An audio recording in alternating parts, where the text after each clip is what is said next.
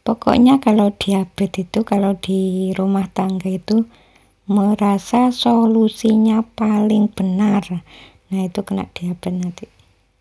Ya contohnya ya banyak ya. Kalau zaman sekarang ini kan ada mesin cuci ya. Kalau menurut anak misalnya pakai mesin cuci yang ada pengeringnya itu lebih cepat kering. Kalau menurut orang tuanya gak pakai mesin cuci, diperas yang sangat kuat, terus dijemur di panasan sinar matahari itu nanti lebih cepat kering. Ya setelah dibuktikan ternyata yang pakai pengering itu jauh lebih cepat keringnya, sedangkan yang pakai sinar matahari padahal sudah diperas sangat kuat tapi lebih cepat yang pakai pengering. Nah, terus selama ini merasa itu paling benar itu, padahal sudah dibuktikan yang cepat kering itu yang pakai mesin cuci. Ya contohnya banyak ya. Kalau di rumah tangga meletakkan sesuatu, misalnya rak sepatu harus di sana, itu paling bagus, paling benar, merasa dirinya itu seperti itu.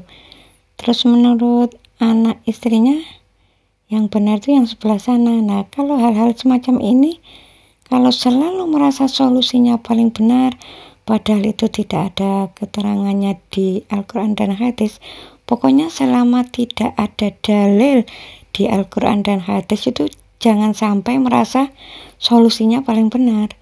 Ya bisa saja menurut Allah Ta'ala si istri dan anaknya itu yang benar, atau si suami itu yang benar. Jadi kalau itu tidak ada dalil Quran dan hadisnya, ya pokoknya jangan merasa solusinya paling benar. Nah suatu saat orang yang merasa solusinya paling benar di dalam rumah tangga, suatu saat akan kena diabetes. Solusinya ya harus kebalikannya, melakukan kebalikannya. Jadi selama ini misalnya merasa solusinya paling benar, ya diganti, jangan merasa solusinya paling benar. Misalnya ada anak istri mengingatkan, jangan melakukan itu, yang ini, ya didengarkan. Misalnya kalau di rumah tangga itu banyak ya, yang satunya menganggap gula itu harus di kulkas biar tidak kena semut. Kalau gula, sembako, pokoknya yang berupa tepung-tepungan itu di luar kulkas itu tidak menyebabkan basi, ya harus di luar kulkas. Mie, gula, beras, semuanya harus di luar kulkas. Sedangkan yang satu mengatakan kalau gula itu harus di dalam kulkas. Nah sebetulnya masalah ini sepele karena selalu merasa solusinya itu paling benar, ya suatu saat akan kena diabetes. Orang-orang semacam ini kadang-kadang tuh nggak tahu. Jadi pokoknya diabetes itu merasa solusinya paling benar. Nah itu Allah Ta'ala nggak suka. Jadi yang benar itu kalau ada orang memberi masukan, ini gula ini di dalam kulkas saja supaya nggak kena semut. Ya, oh iya terima kasih.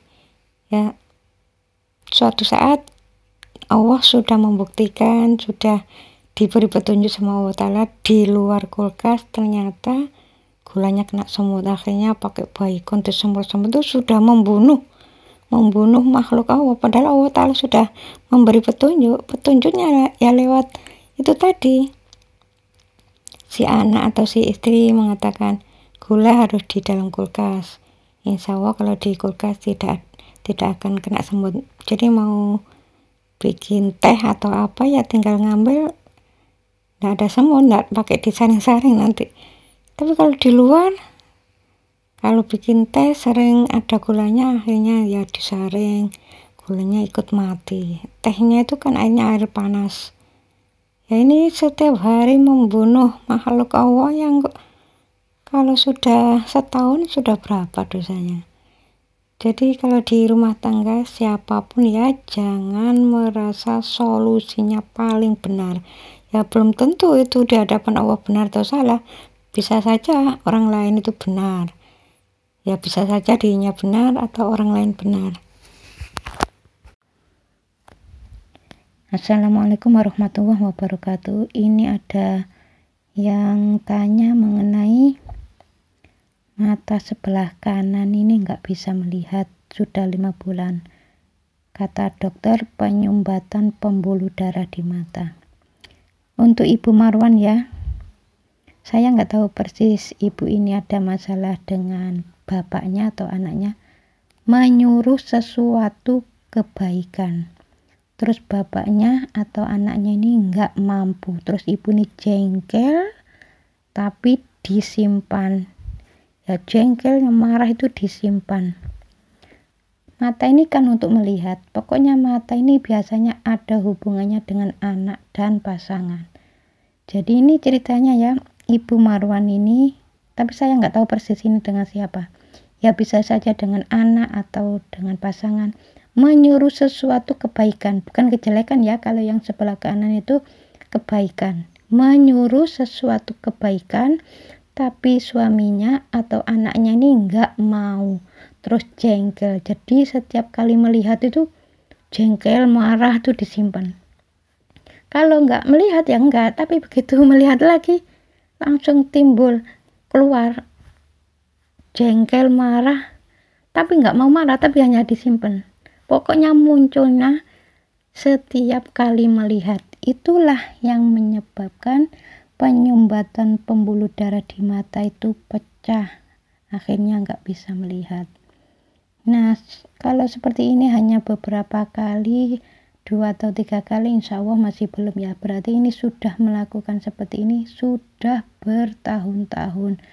Biasanya kalau kena seperti ini, insya Allah ya, kalau nggak salah sudah sekitar 4 tahunan biasanya seperti itu. Jadi solusinya ya, kalau menyuruh suami atau anak belum mampu melaksanakan, meskipun itu sesuatu yang baik, ya jangan marah, maafkan dia. Allah perintah. Jadi Ibu Marwan ini ceritanya ya, setelah berjanji pada Allah tidak marah, akhirnya diberikan kesembuhan. Dapat beberapa minggu tuh mulai pulih. Jadi cerita dari Ibu Marwan ini bisa diambil cerita kalau kita ini menghadapi anak atau suami. Misalnya menyuruh suami mengerjakan sholat, itu kan sesuatu yang baik. Kalau dia belum melaksanakan, ya jangan jengkel, jangan marah, meskipun itu sesuatu yang baik.